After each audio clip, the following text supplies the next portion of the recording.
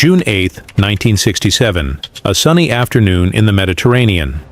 Out of nowhere, unmarked aircraft swoop down on a U.S. Navy intelligence ship. Rockets, cannons, and torpedoes tear into its hull, killing 34 sailors and wounding 171 more.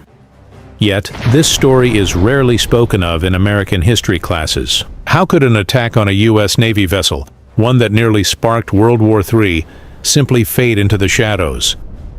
Why did Washington remain silent while families buried their sons?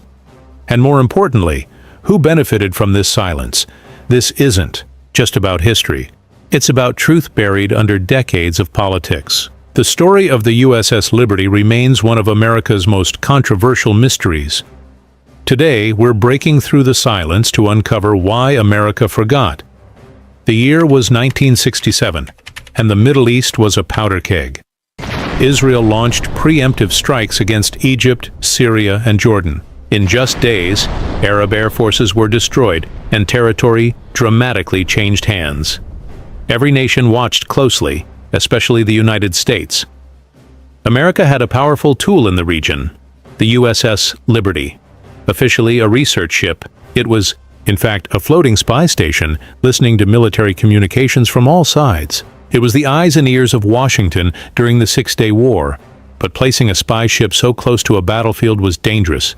And within 48 hours, danger turned into disaster, when the very ally America supported would unleash fire on that ship. At 2 p.m. on June 8th, Israeli Mirage fighter jets approached the Liberty. Crew members recalled seeing the plane circling before opening fire. Cannons shredded the deck, rockets tore through antennas, and napalm engulfed parts of the ship in flames. The Liberty flew a large American flag, clearly visible in the Mediterranean wind. Survivors later testified that the flag was impossible to miss. Yet, Israeli pilots reported back claiming they saw no flag at all. For 20 minutes, the Liberty endured relentless fire, but the nightmare was just beginning. As the crew scrambled to save their ship, another wave of aircraft moved in for the kill. 3 Israeli torpedo boats closed in fast. They unleashed 6 torpedoes, one of which slammed into the Liberty's starboard side, ripping a massive hole and killing 25 sailors instantly. The sea poured into the ship, threatening to sink her. The crew fought desperately to plug the flooding, even as machine gun fire swept the decks. Sailors trying to launch lifeboats for survival watched in horror as torpedo boats destroyed them deliberately. Survivors called it one of the darkest moments of their lives. International law was clear. Firing on life rafts is a war crime. But that didn't stop the assault.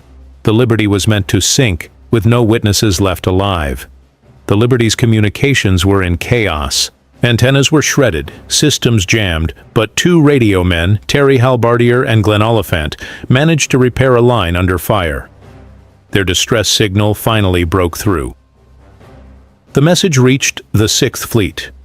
On board the USS Saratoga, F-4 Phantom jets were launched to protect the Liberty. Help was minutes away, giving the crew hope.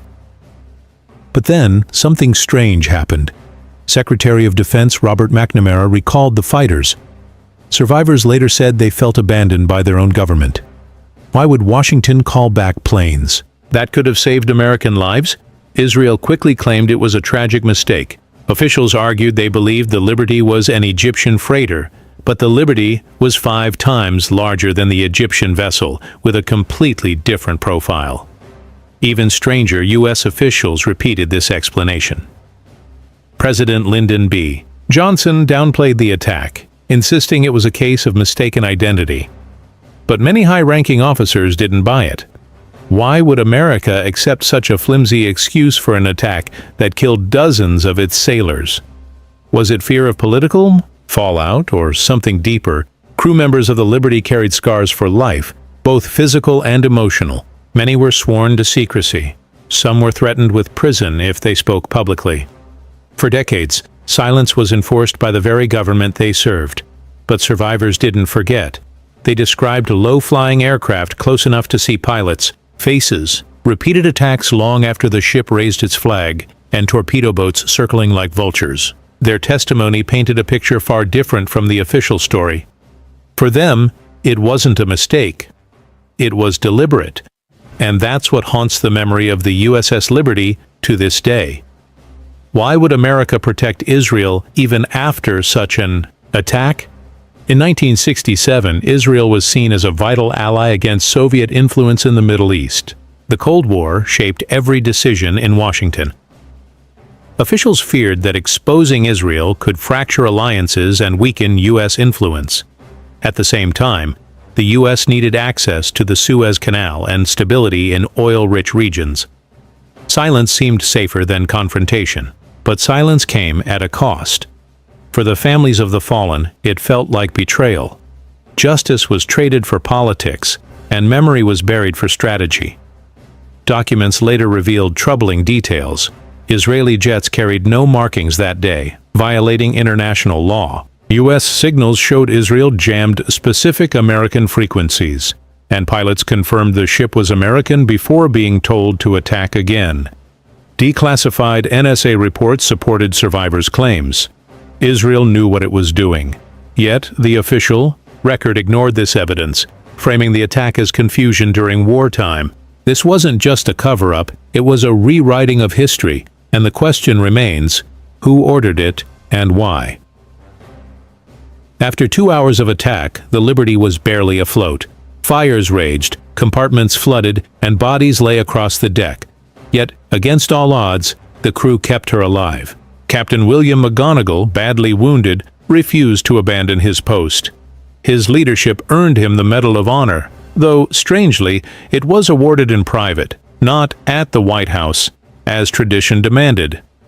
Even in recognition, silence surrounded the Liberty. The U.S. government seemed determined to keep the event in the shadows, even as its sailors were hailed as heroes.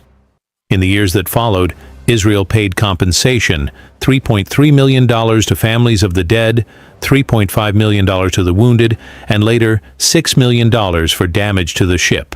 But many saw this as blood money, payment to bury the truth. No Israeli officer was punished. No American inquiry ever held leaders accountable. Survivors were left with checks, but no justice. Money replaced accountability, and history quietly moved on. But for those who lived it, the scars were deeper than any payment could heal. Over time, the Liberty faded from headlines. School textbooks never mentioned it, politicians avoided it, and the public remained largely unaware. It was as if the attack had never happened. Why did America forget? Because forgetting was convenient. Forgetting preserved alliances, avoided embarrassment, and allowed leaders to sidestep hard questions. But forgetting also dishonored the men who fought to keep their ship alive.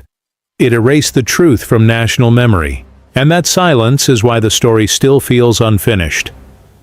The USS Liberty is not just history. It's a warning. It shows how political interests can outweigh the lives of servicemen. It proves that even allies can act against one another when secrets are at stake. Today, as tensions rise across the globe, the Liberty reminds us that transparency matters. Without it, truth becomes a casualty of war. And unless history is faced honestly, mistakes are doomed to repeat themselves. For decades, survivors and their families have called for a full congressional investigation. Admirals, generals, and senators have supported them, but their voices remain unanswered.